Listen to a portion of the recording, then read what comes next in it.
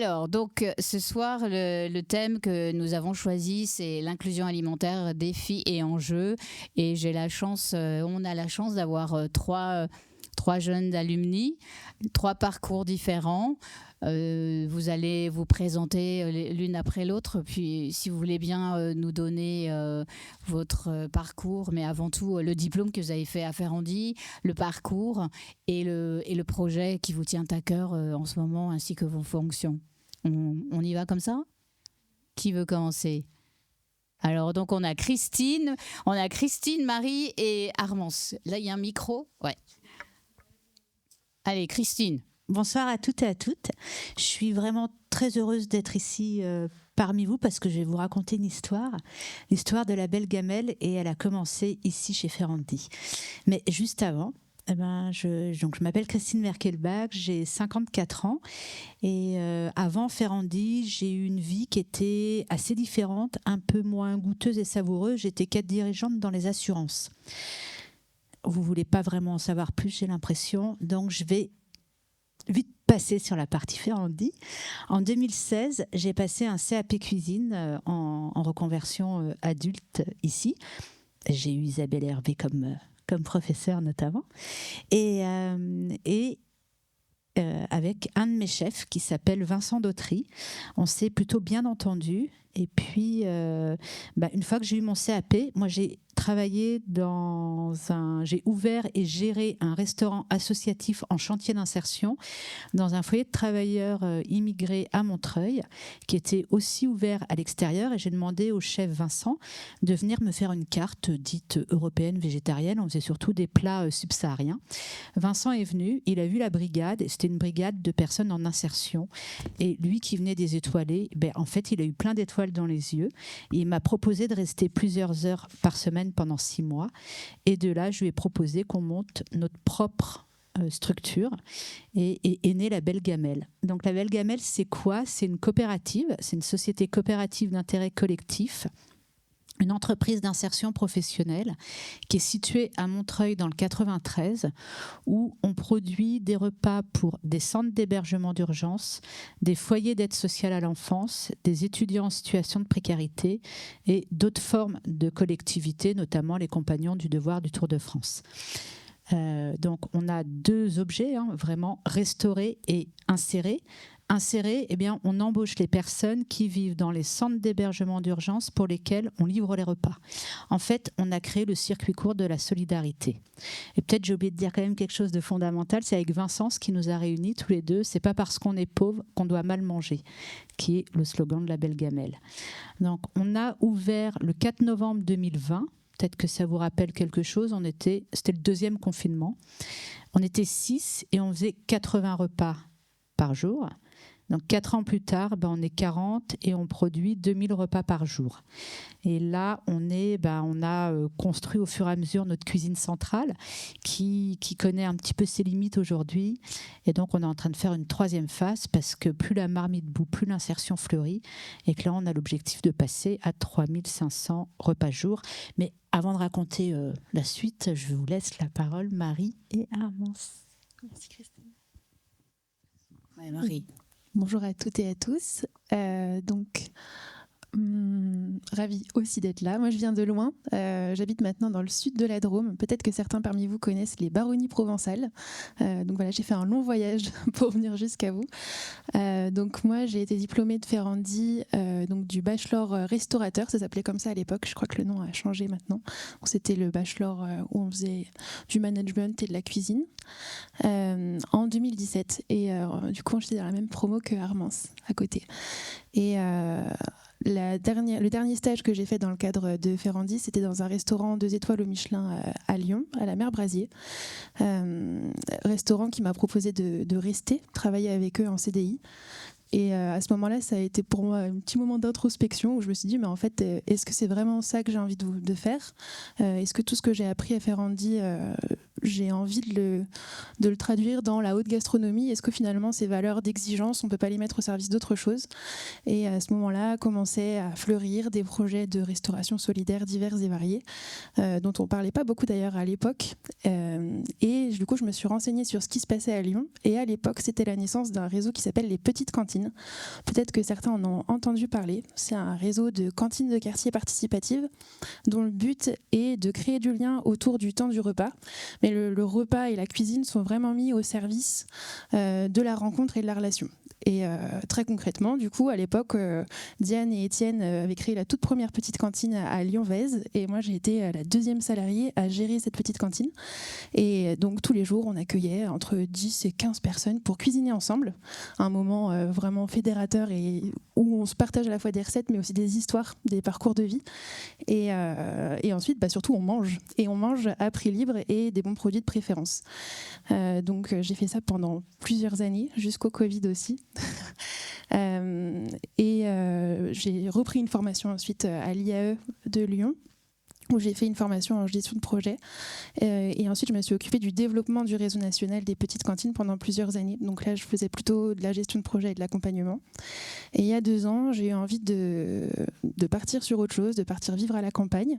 Et donc, je me suis orientée vers la Drôme, où une mairie, la mairie de Montauban-sur-Louvèze, avait lancé un appel à repreneurs pour le dernier commerce du village. Donc Montauban-sur-Louvèze, c'est 120 habitants, beaucoup plus de moutons, je pense. Et on est à plus de 30 minutes du premier commerce. Et donc, les élus cherchaient une solution pour relancer du coup leur restaurant, leur épicerie. Et moi, je leur ai dit, écoutez, si vous voulez, on peut réfléchir ensemble pour monter un projet avec les habitants, avec vous, un projet d'économie sociale et solidaire qui permette de pérenniser un modèle de multiservice, du coup, mais à gestion associative. Et c'est comme ça qu'est né le projet Clochette. Et donc, suite à différentes... peut-être que je vous raconterai un petit peu plus les détails ensuite, mais aujourd'hui, du coup, le projet Clochette, c'est un camion qui va se déplacer de village en village sur ce territoire de la Haute-Ouvèze, donc dans les Baronnies. Et ce camion, je ne sais pas si vous vous rappelez du camion des Polly Pocket toute Barbie quand vous étiez petit, c'est un camion qui s'ouvre comme ça et où on déploie une épicerie, un comptoir pour boire un coup, quelques tables, quelques chaises. À l'intérieur, il y a un petit frigo et puis un plan de travail pour pouvoir cuisiner. Et donc, on s'installe sur la place des villages où il n'y a plus aucun commerce de proximité, plus aucun restaurant, bistrot. Et on propose pendant une demi-journée, une journée, un temps où les gens peuvent venir acheter à manger, boire un coup, manger un bout, mais surtout se retrouver. Parce qu'en fait, finalement, quand il n'y a plus de commerce de proximité dans les villages, ce qui fait défaut au-delà de la brique de lait, c'est le lien social. Et donc, on démarre les activités en avril avec le camion là, qui est actuellement chez la ménagère. Voilà. Merci Armance. Bonjour à tous. Du coup, moi j'ai fait le même bachelor que Marie. Il y a maintenant 7 ans. On a terminé il y a 7 ans. Et à la suite de ça, j'ai travaillé dans différents types de restaurants. Moi, je voulais vraiment essayer de voir un peu toutes les facettes de la restauration avant de monter mon propre projet. Donc, j'ai travaillé dans des restaurants gastronomiques, dans de la bistronomie, dans même des brasseries. Je suis vraiment fait des restaurants de 25 couverts à 300-400 couverts par service. Et à la suite de ça, j'ai monté un restaurant en direct des producteurs. Donc l'idée, c'était qu'on avait toute une partie épicerie fine. On sourçait des produits de producteurs de toute la France, principalement d'Île-de-France, mais on avait des olives, des baronnies. Il y a certains produits qu'on allait chercher un peu plus loin. Et à côté de ça, on avait des très grandes tables en bois et on cuisinait donc principalement le midi à base des produits de nos producteurs. À la suite de ça, il y a eu le Covid. Moi aussi, j'ai repris mes études. J'ai fait un master en hôtellerie et événementiel, donc en gestion hôtelière et événementielle. Et à la suite de ça, j'ai cherché un emploi en événementiel éco-responsable. Donc c'est un peu une niche, mais j'ai trouvé un poste dans une entreprise qui se relançait tout juste après le Covid. Et c'est là où je travaille encore actuellement.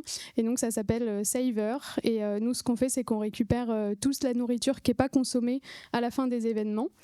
Et voilà, on la conditionne et on vient la donner à des associations. Au lieu que ça parte à la poubelle, finalement, on offre une seconde vie à tous ces produits de très grands traiteurs qui normalement terminent à la poubelle. Voilà. Très bien. Donc trois parcours, trois projets différents quand même avec quelque chose en commun qui est quand même l'environnement, la société. C'est très en vogue. On est de plus en plus nombreux sur la planète. Donc il faut nous nourrir. Mais on est aussi dans une phase où on prend conscience de l'environnement. On parle des circuits courts. On parle pour ceux qui ont les moyens de se nourrir correctement du bio, contrairement à des personnes que tu côtoies, Christine, qui n'ont pas les moyens de manger équilibré et de manger régulièrement. Notamment, il y avait un article dans la Tribune la semaine dernière qui disait qu'il y avait 9 millions de tonnes de nourriture gaspillées en France par an, dont 49% est issu de la restauration. Donc la restauration hors domicile, donc les traiteurs, les restaurants. Donc c'est quand même un sujet sociétal très fort. Vous y participez à votre niveau. Donc c'est aussi précarité, inclusion alimentaire, c'est quelque chose qui vous tient à cœur. Donc c'est très intéressant d'entendre votre parcours. Mais la première question que j'aurais à vous poser, c'est quand on fait Ferrandi, on pense tout de suite et souvent étoilé, gastro, mais gastro de qualité. Quel est le cheminement qui a fait que vous êtes maintenant plus orienté moins étoile et luxe? Alors moi, contrairement à Armand, c'est à Marie, je ne suis pas rentrée chez Ferrandi avec l'objectif de faire de l'étoilé. Vous l'avez compris, moi je l'ai passé en 2016, j'avais déjà un certain âge. Donc j'avais déjà cette envie plutôt de de m'orienter vers l'économie sociale et solidaire. Donc là, et Ferrandi, Ferrandi c'est l'excellence. Pour moi c'était Ferrandi ou rien. Donc ça a été Ferrandi, je suis vraiment contente. Et par rapport au métier et à ce qu'on fait aujourd'hui, comme le dit une personne qui était en insertion à la Belle Gamelle, Madame Amani, qui a eu son CAP cuisine à l'école Ferrandi. Donc ça, je tiens aussi à le dire, qui était en insertion. Elle a quitté l'école en CM2, elle était en Côte d'Ivoire. Elle était arrivée en France avec ses 2 enfants. Ils vivaient en centre d'hébergement d'urgence. Et voilà. Et elle a fini avec son CAP à l'école Ferrandi. Et elle m'a dit, parce que beaucoup ont dit, mais en fait, Christine, t'es folle, c'est trop haut pour elle. Elle va se planter et ça va être encore plus dur. Donc je lui ai dit pour voir ce qu'elle en pensait. Elle m'a dit c'est pas parce qu'on est pauvre qu'on doit être mal formé. Voilà. Et donc, moi, ce que Ferrandi apporte avec Vincent qui vient lui des étoilés et qui était prof à Ferrandi, qui lui-même a fait tout son cursus à l'école Ferrandi en tant qu'étudiant du CAP au BTS, on a cette exigence. On a ce goût des repas bien faits, cette appétence pour le client, pour l'organisation, pour bien former les gens, pour bien travailler. Et tout ça, je pense que c'est vraiment chez Ferrandi qu'on l'a appris et qu'on essaye, nous, de le transmettre aux personnes qui passent en insertion à la Belle Gamelle. Moi, je me rappellerai toujours de mon entretien pour entrer chez Ferrandi. Il m'avait demandé, je crois que je me rappelle plus qui c'était, mais en tout cas les personnes m'avaient demandé pourquoi tu veux faire Ferrandi. J'avais répondu, mon papa me dit, dans la vie, plus on a d'outils dans sa boîte à outils, plus on a le choix. Et j'ai l'impression qu'à Ferrandi, je vais avoir beaucoup d'outils dans ma boîte à outils qui me permettront ensuite d'avoir le choix. Et ça a été le cas puisque ensuite j'ai pu mettre en pratique tout ce qu'on a appris à Ferrandi, c'est-à-dire au-delà des compétences culinaires excellentes qu'on apprend dans le cadre du bachelor, toute la partie gestion où on va quand même assez loin sur les business plans avec toute la partie prévisionnelle économique, etc. La partie management et bref, tous les cours qu'on peut avoir chez Ferrandi qui sont extrêmement complets sont au service ensuite d'une grande diversité de mise en en pratique et de métier. Et peut-être d'ailleurs que moi, c'est un des messages que j'avais envie de faire passer en venant ici ce soir, c'est qu'en fait, je pense qu'on est plein en fait, d'anciens élèves à avoir, suite à Ferrandi, suivi des trajectoires dans différents métiers en lien plus ou moins avec l'alimentation. Donc nous, aujourd'hui, on parle de restauration solidaire ou responsable, mais il y a aussi des gens qui travaillent par exemple dans la restauration collective et qui font des choses extraordinaires. Et je pense que c'est important de montrer la diversité des parcours qu'on peut faire dans le cadre de la restauration avec les compétences qu'on acquiert à Ferrandi et en quoi finalement l'excellence et l'exigence qu'on apprend dans cette école peuvent ensuite être mises au service d'une grande diversité de secteurs au sein de la restauration. Tu viens de dire exactement tout ce que je voulais dire. Mais oui, en fait, quoi qu'il arrive, on apprend tellement de rigueur dans l'école. Moi, vraiment, on en parlait il n'y a pas très longtemps, mais toute la rigueur qu'il y a autour de cette école, finalement, ça apporte des bases qu'on pourra transmettre dans n'importe quel métier. Et en fait, c'est pas parce qu'on fait du social qu'il ne faut pas le faire, encore une fois, le mieux possible. Et quoi qu'il arrive, d'être passé par, du coup, plutôt pour nous, mais d'être passé par des établissements prestigieux. Moi, clairement, j'ai vu en tant que traiteur tout le gaspillage qu'il y avait. J'étais encore à Ferrandi, on a fait un événement pour un traiteur. Aujourd'hui, c'est un de nos plus gros clients, donc c'est un peu ma fierté. Mais on a acheté l'équivalent de peut-être 100 kilos de foie gras à la fin de l'événement. C'était il y a 10 ans, donc aujourd'hui, ça se ferait plus, je pense. Mais en fait, ça m'a marqué et je me suis dit, c'est pas normal. C'est pas normal qu'après, je sorte dans la rue et que je croise des personnes qui pourront pas manger alors qu'on nous a demandé de jeter toute cette nourriture. Donc au final, ça plante des petites graines. Et après, c'est extraordinaire que par la même école, on arrive à des parcours très différents. Vous avez des projets qui sont différents, mais aussi on parle finance, parce que quand on a des projets, on est obligé de financer. Comment vous avez abouti à trouver des financements? Je sais que vous en avez... là, il y a Christine qui regarde son ancienne prof. Donc, je sais que, par exemple, Marie, vous avez trouvé 3 financeurs au vol, comme on dit. Comment vous vous êtes débrouillée? Comment vous avez fait votre pitch, et puis après on passera la parole à Christine et à Armance. On a même trouvé plus que 3 financeurs. On a réussi à lever 200 000 € pour le lancement du projet. Cet argent, il sert à la fois à l'achat et à l'achat du camion, son équipement et l'achat de tout le matériel nécessaire au lancement des activités. Et puis il sert aussi à financer ce qu'on appelle l'ingénierie de projet, c'est-à-dire tout le travail amont qui est à fournir quand on veut monter n'importe quel projet, une entreprise, un camion solidaire qui se promène dans les villages. Et donc, il y a 2 types de financement qui existent, en tout cas pour l'économie sociale et solidaire, et en particulier quand on est une association. Il y a des fonds publics qui, du coup, sont disponibles. Nous, on allait chercher des fonds européens, des fonds du département, les communes, l'État aussi, au travers d'agences nationales comme l'Agence nationale de la cohésion des territoires. Et puis, il y a des financements privés.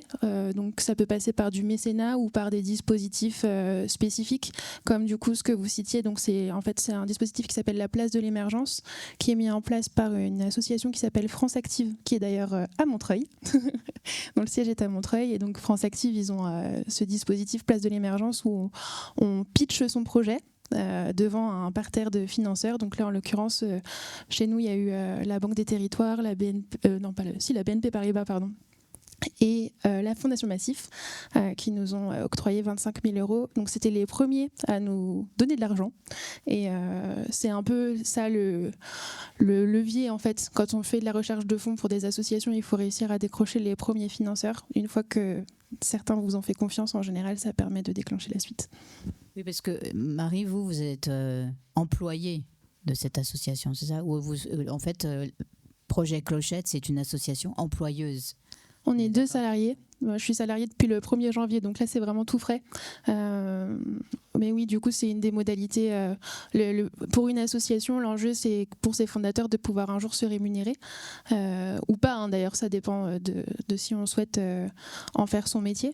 Mais je pense que Christine, vous avez peut-être été un peu dans le même cas de figure. Non, vous êtes en coopérative. Ouais, donc nous, on est une coopérative. On a, comme je vous le dis, on a organisé une cuisine centrale. Une cuisine centrale, c'est très onéreux. Donc nous, la première phase des travaux, c'était 1 million. Et on a réussi à avoir 1 million de subventions d'investissement, ce qui est un peu quand même assez exceptionnel. Ce qui l'a fait, c'est comme pour Marie, le plus difficile, c'est d'avoir la première sub. La première, nous, c'est la région qui nous l'a octroyé, la direction des solidarités. Je pense que la force qu'on avait dans le projet, c'était un petit peu ce binôme totalement surprenant, en tous les cas pour eux. Un prof qui vient de Ferrandi et qui est passé par le Georges V, Taïwan, seconde Apicius pendant 12 ans, et puis une ancienne cadre dirigeante des assurances. Donc d'un côté, la gestion, et de l'autre côté, l'art culinaire. Je crois que ça a surpris, et puis ça les a rassurés. Et ensuite, on est allé... donc les coopératives, c'est un peu plus difficile pour avoir des subventions que les associations, parce que les associations, les structures, le privé en particulier, peut avoir des réductions fiscales. Nous, il s'est trouvé qu'on était très soutenus par 2 gros financeurs privés qui sont Clésia et AG2R La Mondiale. Donc, ils sont toutes les 2 des institutions de prévoyance caisse de retraite, donc du monde de l'économie sociale et solidaire. Donc c'est de cette façon qu'on a réussi. Et puis ensuite, il se trouve que la Belle Gamelle, ça fonctionne plutôt bien. On a une belle progression et on continue de nous soutenir, le département, la région, l'État. Et également, on a eu pas mal de mécénats. Donc ça, s'il y en a qui souhaitent monter des structures, regardez aussi ça. Il y a des mécénats de compétences et ça, c'est important. Nous, la première année, on a eu un parrain et pas des moindres, un mauve 2 étoiles. Stéphane Buron à Courchevel. Également, on a eu du mécénat au niveau de la communication de la Belle Gamelle. On a aussi été soutenu par des associations, notamment par Force Femmes. Voilà. On a très vite eu conscience des compétences qu'on n'avait pas, et on est allé les chercher. Il y a aussi des fondations type EY, Ernst & Young, les cabinets de consultants, qui nous ont aussi accompagnés sur différentes compétences, et notamment au niveau du juridique. Donc ça, c'est des choses qui sont fondamentales pour pouvoir structurer une entreprise et pour pouvoir la faire grossir de façon sereine, rentable et pérenne. Alors nous, c'est un petit peu différent du coup, parce qu'on est une entreprise de l'économie sociale et solidaire, mais on est quand même une entreprise. Et en fait, les fondateurs de l'entreprise, ils avaient un peu 2 options. La première, c'était de créer une association, comme il y en a plusieurs qui existent déjà, et de se dire, on va essayer avec des bénévoles de ramasser un maximum de nourriture. Et l'autre option, c'était de se dire, on change de fonctionnement, on en fait quelque chose de payant. Aujourd'hui, il y a peu de personnes qui payent pour redonner leurs excédents alimentaires, mais le fait de le rendre payant, ça fait qu'on peut systématiser les collectes. Ce qui fait qu'aujourd'hui, on peut collecter à Nantes à 4h du matin un mercredi matin, comme on peut collecter à Bordeaux un dimanche soir. Et en fait, ça nous permet vraiment d'être présents sur tout le territoire et n'importe quand dans la journée. Et ça permet surtout aux traiteurs d'avoir la garantie que notre solution pourra être appliquée sur tous leurs événements. Là où souvent, quand on va voir une association, et c'est très bien ce qu'elles font, je dénigre pas du tout, mais juste, en fait, s'il n'y a pas de bénévoles, il n'y a pas de redistribution alimentaire derrière, et du coup, ça fait des trous dans la raquette. Et nous, on est vraiment là pour combler ces trous-là. Voilà. Donc c'est un schéma un petit peu différent. Justement, j'allais vous poser la question, Armance, comment vous choisissez les associations C'est une grosse question. Surtout, on travaille énormément à Paris. Je pense que 80% de notre travail, c'est vraiment à Paris. Et on a différents types d'associations. Celle qu'on privilégie, c'est les centres d'hébergement d'urgence, que tu connais aussi, parce que tout simplement ils sont ouverts jour et nuit, et donc ça nous permet de livrer à 2h du matin directement dans leur frigo, et de faire en sorte que dès 10h du matin le personnel de l'association puisse redistribuer. Donc ça, c'est le premier schéma d'association, c'est celles qui sont ouvertes, alors elles sont pas ouvertes 24 heures sur 24, mais en tout cas elles ont une présence la nuit. En général, c'est un vigile, et elles ont des très grands frigos, donc c'est parfait pour nous. Et après, le deuxième type d'association, c'est des associations qui vont distribuer directement après. Donc, par exemple, on travaille avec La Chorba. C'est une très grosse association parisienne et ils redistribuent à peu près 1000 repas par jour. Donc 700 sur un centre et puis le reste dans d'autres points de distribution. Mais on sait qu'en fait, si on vient les livrer avant 17h, toute la nourriture sera consommée avant la fin de la journée. Donc on a aussi cette garantie. Le but, c'est pas de prendre la nourriture sur un événement, de l'amener dans une association qui aura seulement 25 bénéficiaires et qui pourra pas tout consommer et qui du coup va jeter.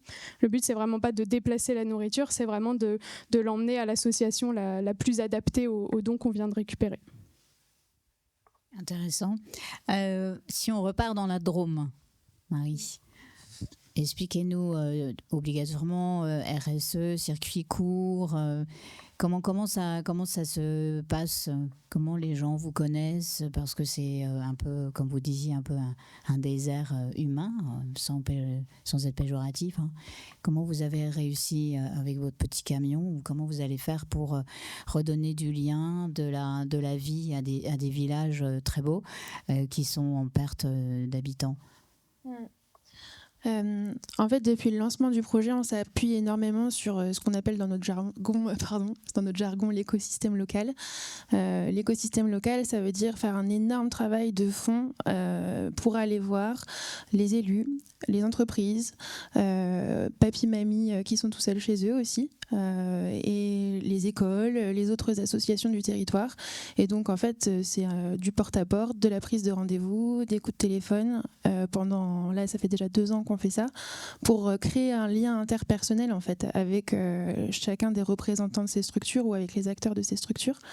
Ce qui fait qu'aujourd'hui, par exemple, on est autant en lien avec les producteurs locaux avec qui on a déjà pu travailler sur des événements de préfiguration. Donc on connaît déjà par exemple les conditions dans lesquelles on va pouvoir travailler ensuite au niveau des approvisionnements pour le camion. Que par exemple, la plus grosse entreprise de notre territoire, c'est une société qui s'appelle la société Bontout. Et je suis allée les voir il y a 1 an et demi pour vous évoquer ensemble toutes les pistes de coopération possibles, entre autres le mécénat. D'ailleurs, ils nous ont accordé un don cette année, donc on est très contents. Mais on a aussi du coup pu travailler sur plusieurs projets. Et donc on a fait leur repas de Noël avec eux et on a organisé un relais culinaire où on a fait cuisiner l'ensemble des salariés de la boîte sur 3 créneaux de cuisine sur toute la matinée dans leur restaurant d'entreprise. Et puis ensuite, ils ont mangé tous ensemble. Donc il y avait quand même une centaine de personnes à faire déjeuner. Donc ça, c'était un exemple de prestation qu'on a pu faire avec eux. Là, on est en train de travailler pour accompagner les salariés du restaurant d'entreprise à faire une cuisine qui soit plus durable et plus équilibrée. Donc voilà, ça, c'est des exemples de choses. Finalement, quand on tire le fil des sujets qualité de l'alimentation, convivialité sur un territoire rural, on finit par toucher à tout un tas d'autres sujets, le vieillissement, l'enfance, et à aller voir plein d'acteurs différents. Et c'est par ce petit travail de fourmi que petit à petit, on arrive à se faire connaître, à se positionner sur les différents sujets. Alors, Christine, l'insertion, parle-nous, tu parlais tout à l'heure de salariés que tu as au sein de la Belle Gamelle qui parfois volent de leurs propres ailes. Tu peux nous parler un petit peu de l'insertion sociale dans ta... Alors, comme je vous disais, les personnes qu'on embauche à la Belle Gamelle vivent dans les centres d'hébergement d'urgence pour lesquels on livre les repas. Donc là, c'est à peu près... ce sont souvent des primo-arrivants. Et aujourd'hui, il y a 20 nationalités différentes à la Belle Gamelle. La plupart des personnes qui arrivent à la Belle Gamelle ne parlent pas du tout français. Donc quand on fait les entretiens d'embauche, bon, nous, on parle de solidarité. S'ils nous disent oui, on dit c'est bon, il est embauché. Voilà. C'est à peu près ça. Ensuite, ce qu'on fait, c'est qu'on leur fait visiter les cuisines pour qu'ils se rendent compte que c'est un travail quand même qui est en position debout, qu'il y a des températures qui sont différentes, que ça peut être, qu'il peut y avoir des charges lourdes, voilà, qu'ils se rendent bien compte, qu'ils se rendent compte aussi de l'ambiance, qu'il y a des hommes, qu'il y a des femmes, qu'il y a des gens, certains qui sont plus jeunes, d'autres plus âgés, certains qui peuvent avoir des handicaps, et du coup, le mot de solidarité, il est vraiment important à la Belle Gamelle, et que c'est une équipe. Et qui a aussi des horaires. C'est du lundi au vendredi, de 8h à 16h, et il faut pouvoir les tenir. Donc ça, voilà, c'est notre équipe aujourd'hui, c'est la belle équipe. Donc je vous disais, on vérifie, nous on est très vigilants sur la parité. Donc il y a la parité à la Belle Gamelle qui est respectée. Et donc, comme je vous le disais, nous, on va travailler, on a 3 ateliers. Un premier atelier qui est lever les freins à l'emploi. Donc là, les freins à l'emploi, le premier, c'est le logement, c'est le français, c'est la fracture numérique, c'est également tous les papiers. Pour nous, utiliser une carte bancaire, par exemple, c'est une évidence. Pour beaucoup de gens, c'est pas du tout une évidence. En fait, ils n'en ont pas dans leur pays d'origine. Ils n'ont pas connu ça. Donc, ça peut être aussi les emmener à la banque. Et puis, on l'a fait clairement de montrer comment faire fonctionner une carte bancaire. C'est ouvrir un compte en banque. Parce que c'est très compliqué d'ouvrir un compte en banque en France quand on n'est pas très riche. Les banques, elles sont pas toujours très solidaires, elles. C'est tous les papiers, la Sécu, la CAF, tout ça. C'est extrêmement compliqué. Ensuite, il y a un deuxième atelier qui est reconstruire son parcours professionnel. Et donc là, on va travailler avec eux sur ce qu'ils ont envie de faire, ce qu'ils savent faire, et puis de regarder par rapport au marché de l'emploi en France et de voir si c'est en cohérence. Et on les accompagne dessus. Et en parallèle, nous, on construit des partenariats avec des structures du monde plus classique, tels le groupe Accor, la Sodexo, les mairies, les conseils départementaux, pour essayer d'avoir des débouchés, parce que c'est compliqué. Le monde de l'entreprise classique en France a pas mal de préjugés et pense que, a priori, si on ne parle pas très bien français, ça va être compliqué de faire travailler la personne, et ils oublient toutes les autres compétences que possèdent ces personnes. Donc, on fait beaucoup d'immersions. Et pendant les immersions, les employeurs se rendent compte qu'en fait, c'est des salariés très courageux qui ont un taux d'absentéisme extrêmement faible. Dans l'assurance, le taux que je connaissais, j'avais des très grosses équipes, il était au moins 2 fois supérieur, alors que les conditions de vie, elles étaient aussi au moins 2 fois supérieures. Donc là, ce sont des gens qui bossent beaucoup et qui sont qui sont plutôt solaires, quoi. Donc, on a finalement des très bons taux de sortie. 70% nous quittent avec un logement et un travail à la belle gamelle. Donc, ce qui est quand même assez encourageant et nous donne envie de poursuivre. Et puis, on a créé aussi tout un écosystème à la belle gamelle. On a créé une bibliothèque, on négocie avec des cinémas, on a des places de cinéma à 2,50 € avec du théâtre, avec un petit peu toutes les choses dont ils nous parlent, et à chaque fois on se dit ça c'est une bonne idée. Donc on s'occupe aussi des vacances avec d'autres associations et plein de choses qui leur permettent simplement de devenir des citoyens et des citoyennes en France à part entière et de vivre dignement. Il reste combien de temps en général En général, il reste 15 mois à la belle gamelle. Alors si on parle approvisionnement, parce que nourriture, approvisionnement, donc vous cuisinez ou vous amenez, Marie, des denrées dans des régions rurales. À Armance, vous avez besoin de récupérer des denrées qui vont être jetées. Donc l'approvisionnement de vos projets, comment ça se passe? Est-ce qu'il y a des jours où c'est un peu galère? Dites-nous.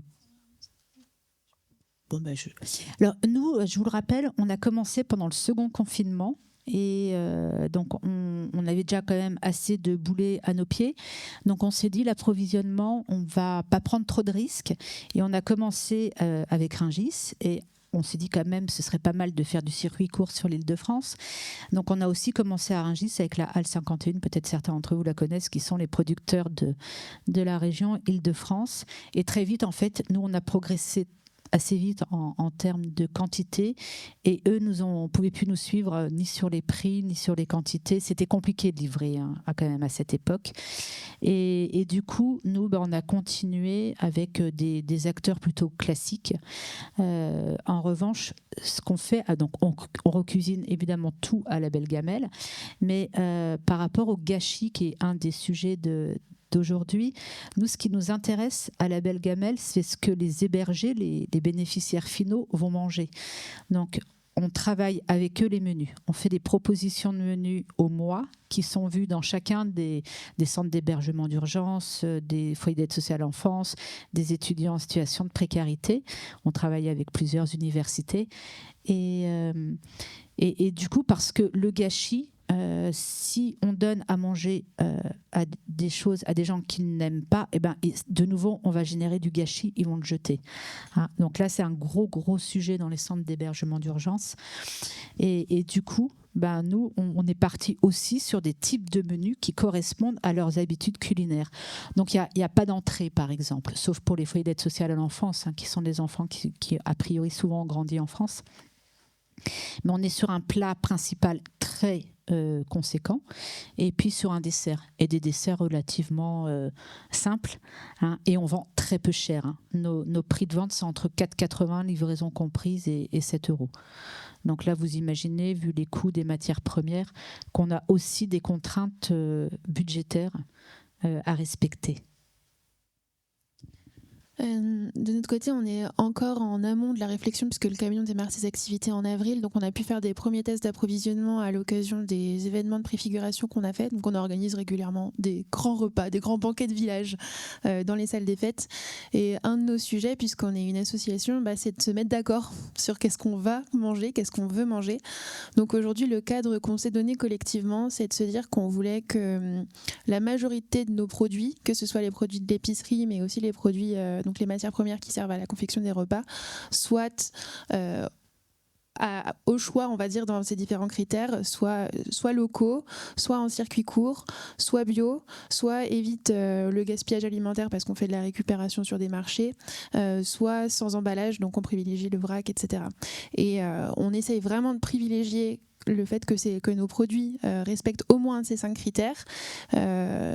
Et parfois, il arrive qu'on n'y arrive pas toujours parce qu'il y a des prix qui sont trop élevés. Par exemple, la crème fraîche. On a vraiment du mal avec la crème fraîche. Mais voilà, donc ça, c'est le cadre global qu'on a posé au niveau de l'association. Et ensuite, pour nous, tout l'enjeu, ça va être d'essayer de faire coordonner les tournées du camion avec la récupération des produits. Parce qu'en fait, du coup, il y a un maraîcher qui est à tel endroit, un producteur de fromage qui est à tel autre. Et du coup, comment est-ce qu'on fait pour essayer de synchroniser les tournées du camion dans les différents villages avec nos approvisionnements pour limiter les déplacements. Mais on est vraiment, là on est dans le dur sur ce sujet, donc c'est difficile pour moi de vous faire un retour d'expérience très éclairé, parce qu'on se pose encore plein de questions. Encore une fois, pour moi, c'est un système qui est un peu différent, parce que du coup, on cuisine pas nous-mêmes. Oui, mais il vous faut quand même de la matière, de l'anti-gaspi à récupérer. Alors, dites-nous. Du coup, nous, les collectes, elles sont programmées à l'avance par les traiteurs, les agences, les hôtels. On sait donc au moins la veille, des fois le jour même, mais au moins 2-3 heures avant, où est-ce qu'on va devoir récupérer de la nourriture. Et ensuite, donc, le traiteur, il va conditionner toute la nourriture qui lui reste à la fin de l'événement. Bien sûr, il respecte certains critères. On ne peut pas récupérer ce qui a eu des ruptures de la chaîne du froid. Donc tout ce qui a été posé sur les buffets, on n'a pas le droit de récupérer. On ne peut pas récupérer ce qui a été chauffé parce que ça n'a pas été mis en cellule de refroidissement. Donc une fois qu'on a mis tout ça de côté, finalement, nous, on récupère tout ce qui est resté dans les frigos. Alors on a l'impression qu'il ne reste pas grand-chose, mais en fait, c'est en général plusieurs kilos de nourriture par invité qui restent encore dans les frigos. Donc en fait, il reste déjà beaucoup de choses. On a aussi tout ce volet sensibilisation où on essaye de faire comprendre aux traiteurs qu'il n'y a pas forcément besoin de tout réchauffer au début de l'événement, que finalement on peut peut-être réchauffer que 80% et voir au fur et à mesure de l'événement comment ça se passe. Il y a un très gros travail de changement des mentalités sur ça. Il y a un peu deux écoles de maîtres d'hôtel. Il y a ceux qui sont un peu plus jeunes et très très motivés et qui vont dire oui bien sûr on va faire des efforts. Et il y a ceux qui disent non nous on a toujours fonctionné comme ça, on peut pas faire autrement. Et du coup là c'est vraiment leur expliquer que la nourriture derrière elle va à des personnes qui peuvent pas se nourrir, donc c'est déjà bien, et que en fait si on peut peut-être essayer de changer quelques paramètres. Et c'est en ça qu'avoir fait aussi une formation avant en cuisine et être passé par des traiteurs, ça aide parce qu'au moins on voit un petit peu plus la réalité du métier. Et donc une fois que le traiteur il a conditionné toute cette nourriture, nous on vient en camion frigorifique, on remplit nos camions et ensuite on livre directement à l'association alors la plus proche, tout en respectant forcément le nombre de bénéficiaires, les horaires d'ouverture, tous les critères. Mais voilà. C'est assez simple finalement comme process pour le traiteur. Il a juste à mettre en boîte et après on s'occupe du reste. Très bien. Alors, quels sont les futurs projets Marie, vous en avez déjà parlé, mais vous en avez plein d'autres. Quels sont les futurs projets par rapport à vos trois établissements respectifs, si on peut appeler ça établissements? Christine, c'est toujours toi qui commence. J'en ai un petit peu parlé tout à l'heure. Nous, on grossit régulièrement là, et donc on est en train de faire la dernière étape de travaux dans le site sur lequel on est à Montreuil, qui s'appelle Mosinor. Si jamais il y en a qui aiment l'architecture, il vient d'être classé patrimoine industriel. C'est le seul site vertical en France. Et donc là, on fait la dernière phase de travaux, et puis après, l'idée, c'est d'essaimer d'autres belles gamelles sur le territoire en Île-de-France, et puis ailleurs si d'autres ont envie de nous rejoindre sur ce projet. Et d'ailleurs, j'en profite pour vous dire que nous recrutons 1 ou 1 seconde à la belle gamelle. Côté Clochette, pour nous, le grand challenge, c'est le lancement des tournées du camion, bien sûr. Mais on a un deuxième défi. En fait, on a structuré le projet autour de 2 piliers. Moi, j'aime bien l'expliquer comme ça aux partenaires. On a le volet économique avec l'épicerie, la restauration, le bar. Ok, on comprend bien. Mais en fait, on a un deuxième volet qui est le volet social, qui lui est financé par des subventions dédiées, dans lequel on fait par exemple un cycle de repas pour les personnes âgées où le repas est proposé à 5 €, travaillé avec un chef et une diététicienne. Et à chaque fois, il y a une animation sur la prévention de la perte d'autonomie avant ou après le repas. Donc ça, on va faire 6 dates par exemple en itinérance dans les villages. On fait des choses aussi pour les enfants avec la ludothèque itinérante de notre vallée, avec l'association des parents d'élèves, etc., etc. Et donc tout ce volet social, on a besoin de le structurer cette année. Et d'ailleurs, on est en train de recruter quelqu'un pour travailler avec nous sur une mission de quelques mois. Mais normalement, on a déjà trouvé. Nous. Dans une agence de recrutement ce soir ou... Bonjour, qui veut venir dans les baronnies? C'est super. Et donc voilà, nous, on a vraiment le lancement des activités économiques du camion et de l'autre côté, la structuration de notre projet social, pour finir. Du coup, nous, chez Saver, il y a aussi 2 axes là, pour cette année. Le premier, donc c'est là aujourd'hui, on a un développement national. On est en train de faire un développement européen. Donc, on a déjà quelques villes, pour l'instant ce serait proche de la France et puis au fur et à mesure développées. On a eu des demandes en Islande, on a un peu de mal aujourd'hui à y répondre, mais en tout cas il y a une vraie demande dans d'autres pays européens. Et le deuxième volet, c'est une demande qui vient de nos traiteurs et c'est aujourd'hui ce qui nous prend le plus de temps. C'est que donc aujourd'hui, on passe avec nos camions récupérer toute la nourriture qui reste. Et leur souhait, c'est qu'on passe récupérer l'ensemble des déchets liés aux événements pour que derrière, il y ait un vrai tri. Parce qu'aujourd'hui, à la fin des événements, on impose au traiteur de repartir avec ses poubelles. Et du coup, il repart avec ses poubelles, il stocke ça au milieu de la cour de son traiteur, 1 fois par semaine, donc ça reste 1 semaine. 1 fois par semaine, il y a Veolia qui passe, ils prennent tout en même temps et ils vont jeter ça ou incinérer ça je ne sais où. Et eux, ils ont vraiment cette volonté qui est du tri, donc qui est déjà un suivi de poids. Donc qu'on puisse vraiment savoir combien il y avait de cartons, combien il y avait de verre et compagnie. Et puis surtout qu'il y ait un vrai suivi jusqu'au bout et un vrai recyclage de tous les déchets. Aussi, toujours dans cette volonté d'essayer de les réduire. Donc voilà, ça va être un gros chantier à mettre en place. Très bien.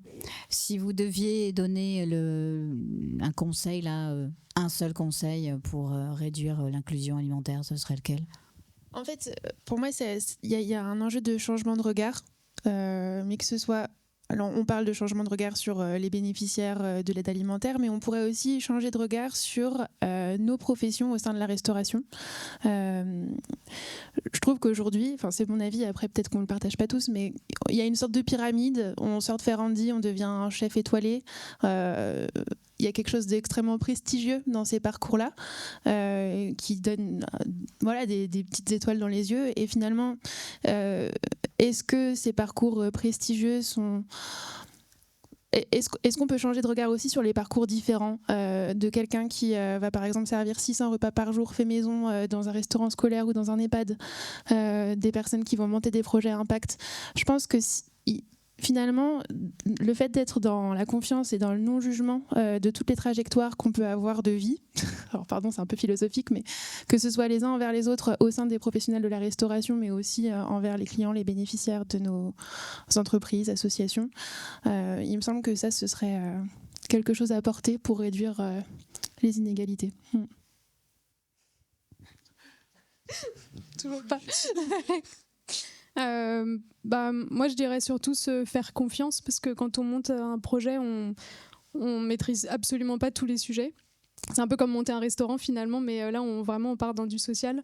Et juste se faire confiance, se faire épauler, et puis juste apprendre au fur et à mesure. Et une fois qu'on est rentré dans l'engrenage, on a envie d'aller tellement loin. Enfin, je pense que toi, à la base, tu devais pas te dire on va faire autant de repas par jour. Et puis aujourd'hui, c'est lancé et c'est génial. Et du coup, c'est vraiment aller le plus loin possible et se faire confiance. Ta question, Marie-Pascale, c'était sur l'inclusion alimentaire ou c'est une conclusion assez large, le mot de la fin qui nous vient du cœur? On peut dire que c'est presque le mot de la fin. Après, on laissera l'auditoire poser les questions. Non, sur l'inclusion alimentaire, moi, ce que j'aimerais dire, c'est que souvent, on va pointer du doigt ceux qui ont bénéficié en dernier lieu. Moi, je m'interroge par rapport à ce que tu dis, Armance. Comment se fait-il que les traiteurs, s'ils ont autant de gâchis, ils diminuent pas leur quantité au démarrage, quoi. Là, il y a un truc qui m'échappe. C'est comme un peu les invendus. Donc, les invendus, on trouve ça à première vue extraordinaire.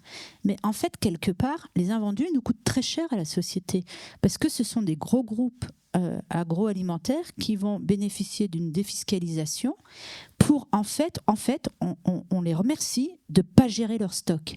Donc, quelque part, il y a un truc incroyable. Et ensuite, tout le monde a bonne conscience, on va donner ces kilos de choux de Bruxelles à des centres d'hébergement d'urgence. Donc ça, c'est véridique, ce que je vous raconte. Il y a des centres d'hébergement d'urgence qui vont manger des choux de Bruxelles du lundi au dimanche. Je ne sais pas ici si on est beaucoup à pouvoir supporter ça, même quand c'est bien cuisiné. Donc là, je me dis, en fait, mon mot de la fin, c'est un petit peu un coup de gueule, qui est de dire, mais attaquons le sujet aussi à l'origine, c'est-à-dire, est-ce qu'il est normal qu'on fasse encore des cadeaux à des structures qui se contrôlent pas, quoi. En fait, moi, je pense qu'il faudrait faire le contraire. Il faudrait faire des taxes à tous ceux qui ont des invendus. Et là, peut-être qu'ils géreraient mieux leur stock et peut-être que tout d'un coup, on apprendrait tous à consommer ce dont on a besoin et pas ce dont, a priori, on laisse partir, quoi. Les ressources, elles ne sont pas infinies. D'accord. Oui ou bien oui. Je vais juste parler du coup des traiteurs. En fait, on accuse beaucoup les traiteurs de jeter beaucoup de nourriture, mais quand on regarde, quand on regarde finalement, le traiteur, il a juste produit ce qu'on lui a demandé. Si on lui a annoncé qu'il y avait 700 invités, le traiteur, il va produire pour 700. Mais entre-temps, il y a eu une grève. C'était un événement en plein air, il y a un orage. Il y a des gens qui s'inscrivent et qui ne viennent pas. Et en fait, tous ces paramètres-là, finalement, il est là le gaspillage. Parce que le traiteur, si on lui dit faites 6 pièces cocktail par personne, il ne va pas en faire 12. Et en fait, nous, on travaille avec des traiteurs qui ont plus tendance à dire à leurs clients vous êtes sûr? Parce que là, on est à plus d'1 kilo de nourriture par personne, ce ne sera jamais mangé. Et alors, il y a un peu les clients qui vont dire non, il faut faire un gros buffet. Mais en fait, vraiment, le gaspillage aujourd'hui, il est sur toutes les personnes qui étaient prévues et qui ne viennent pas. Et donc ça, on est un peu dans une zone de vide, même si le traiteur, il ne peut pas se permettre de réduire les quantités parce que si tout le monde vient, ça ne va pas fonctionner. Et donc, donc il y a du gaspillage, mais je pense qu'à la différence des supermarchés qui commandent peut-être trop, là, le traiteur, il fait un peu juste ce qu'on lui demande, mais c'est parce qu'il y a des personnes qui ne viennent pas. Marie, Non, d'accord. Alors, on va laisser la parole, merci beaucoup. On va laisser la parole à l'auditoire. Je vais venir avec mon micro quand vous levez la main. Allez-y, profitez des intervenantes qu'on a ce soir. Bonsoir, Jean-René Chassignol. Donc moi je suis alumni depuis quelques années et du coup j'ai une question justement, enfin pas une question, mais une réflexion sur le gaspillage alimentaire. Du coup j'ai l'impression qu'il y en a beaucoup moins qu'avant. Du coup par rapport au supermarché, il y a plein de choses qui se mettent en place. J'ai l'impression que avant c'était mal vu de prendre les trucs en péremption et maintenant finalement c'est tout le monde y va, tout le monde prend des trucs en péremption et du coup j'ai l'impression que les associations qui utilisent finalement ces restes alimentaires, du coup elles se voient un petit peu, on va dire, avec moins de finalement des protéines, il n'y a plus de viande, enfin il y a de moins en moins de gâchis, j'ai l'impression. Du coup ceux qui vivent de ça finalement se retrouvent un peu démunis finalement vis-à-vis de ça. Est-ce que vous sentez ça ? Je suis pas une spécialiste. Moi, je suis pas une spécialiste de ces sujets-là, mais je peux vous répondre avec ce que je sais et ce que j'entends des collègues qui font ça. Effectivement, dans toutes les épiceries sociales et solidaires, et notamment à la banque alimentaire, il y a globalement des retours de terrain qui disent qu'il y a une baisse assez importante des volumes de dons, et du coup, ça met effectivement le secteur en difficulté. Et en même temps, donc il y a des mouvements qui sont en train de se mettre en place, notamment à Lyon, il y a une association qui s'appelle VRAC, vers un réseau d'achat en commun, qui est porté par un monsieur qui est maintenant député, qui s'appelle Boris Tavernier, qui plaide pour une transformation plus globale en fait du système de l'aide alimentaire, parce que ce qu'il dénonce et ce que Christine disait, c'est qu'en fait, certes, du coup, on a d'un côté donc des associations qui font la récupération et la distribution, et en fait de l'autre, on a un système agro-industriel qui profite massivement de défiscalisation et qui utilise en fait les associations et les pauvres comme des débouchés pour rentabiliser encore finalement leurs pertes. Et finalement, tout ce système est au service de l'agro-industrie et de produits de merde, en fait. Parce que c'est ça le problème, c'est que très souvent, on est sur des aliments qui sont de très mauvaise qualité. Et donc, il y a des associations qui s'interrogent sur comment faire pour permettre à tout le monde de bénéficier d'une alimentation choisie et de qualité. Et donc, notamment, si ça vous intéresse, vous pouvez aller regarder VRAC et d'autres acteurs sont en train de porter un projet de sécurité sociale de l'alimentation. Donc, l'idée, ce serait de faire des caisses en fait, où on mutualise de l'argent pour avoir un droit universel à une alimentation choisie et de qualité. J'en dis pas plus parce que je ne suis pas non plus une très grande spécialiste, mais si ça vous intéresse, je vous invite à aller regarder. Par rapport à ce que tu viens de dire, il y a déjà des expérimentations qui sont en cours, hein. Et notamment, je crois que la première ville qui l'a mise en place, c'est Montpellier. Il y a la sécurité sociale alimentaire. Il y a également le conseil départemental du 93 qui est en train de le mettre en œuvre. Donc, ce sont des expériences qui sont un petit peu différentes au niveau du process. Il y a la mairie du 20e. À Paris qui est aussi en train de le mettre, et je crois qu'il y a Bordeaux aussi qui le fait. Une autre question ?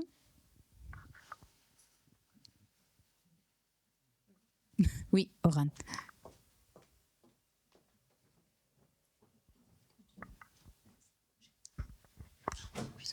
Bonsoir à tous, bonsoir à toutes les trois, merci pour votre intervention. Moi je me sens très concernée, déjà c'est pour ça que je suis là ce soir, et aujourd'hui je suis étudiante en licence professionnelle traiteur événementiel. On travaille énormément sur des sujets, comment améliorer la consommation, la gestion des déchets, trouver des solutions aussi en traiteur événementiel. Et j'ai été en alternance là les 6 premiers mois dans un traiteur. Je l'ai vu sur événement combien on pouvait jeter, et pourtant on était quand même un traiteur éco-responsable avec une grosse com RSE, tout ça. Je ne sais pas que je n'y crois pas, mais je me dis qu'il y a vraiment un travail à faire. Alors la communication RSE, c'est, je pense, ce pourquoi on fait même des événements aujourd'hui, même avec les entreprises. Est-ce qu'il n'y aurait pas un travail à faire même au niveau des entreprises, par exemple en B2B, pas que pour les événements privés, mais aussi en B2B. Est-ce qu'il n'y a pas une communication à faire sur la consommation en tant que client pour des événements ? Alors, nous, on en parle beaucoup à nos traiteurs. En fait, le simple fait de faire des buffets moins gros et de mettre des petits panneaux sur les tables en disant on est un traiteur engagé, on met moins sur les buffets, mais sachez qu'il y a plein de choses. C'est juste qu'en gros, tout ce qui reste dans les frigos, ça pourrait être donné à une association. Ça, on en parle. Et aujourd'hui, le plus gros exemple qu'on a, c'est au Stade de France. C'est que des tout petits salons privés. Enfin, c'est que des tout petits salons entre 20 et 50 personnes. Donc chaque salon a son office avec son buffet traiteur, et en fait des fois il y a des salons où il y a 3 personnes qui viennent. Donc on est vraiment sur un schéma où il y a énormément de gaspillage de toutes petites quantités, mais mis bout à bout ça fait beaucoup. Et en fait les traiteurs refusent en disant que ça remplit pas les standards de ces salons VIP, et que le client dans ces contextes-là il est roi et il veut absolument que le buffet soit très chargé. Donc on a encore ce problème même si le traiteur est sensibilisé, il y en a qui en jouent un peu. En fait, il suffit de dire qu'on a une solution anti-gaspi pour cocher la case dans la norme ISO 20121, qui est vraiment la norme éco-responsable pour le monde du traiteur. Tout le monde ne va pas jusqu'au bout. Certains disent oui, on a quelque chose, mais ils ne le font pas forcément. Nous, systématiquement, à la fin de chaque collecte, on envoie un rapport de don au traiteur et qui, lui, normalement, le retransmet à son client en disant pour tel traiteur, on a récupéré tant de kilos de nourriture, c'est allé à cette association-là, on met des photos, on parle de l'association et on se dit que c'est un peu notre moyen de garantir que notre prestation est bien faite et donc qu'eux derrière puissent recommuniquer dessus. Mais en fait, encore aujourd'hui, il y a un gros problème de mentalité et tout le monde n'est pas encore ouvert. Et je pense qu'en fait, il suffirait juste de le mettre en place. Et si les 10 plus gros traiteurs parisiens acceptent de faire des buffets plus petits, après, ça va partir tout seul. Mais il faut juste donner l'impulsion. Et en fait, risquer peut-être de perdre quelques clients au début. Et du coup, ça bloque forcément, ce que je comprends tout à fait. Mais oui, il y a encore un gros travail de sensibilisation à faire, ça c'est sûr.